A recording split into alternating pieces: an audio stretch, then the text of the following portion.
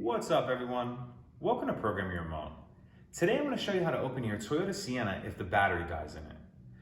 So this is going to be a 2020 Sienna here, but it will be the same on several different years. And it's only going to apply to Siennas that have push button start.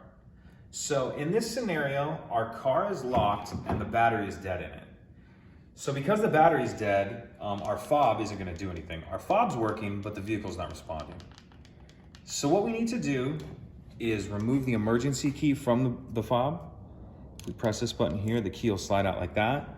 And then we're gonna use it to simply unlock the driver's door. We put in, and we're gonna turn it once to the right or clockwise to unlock.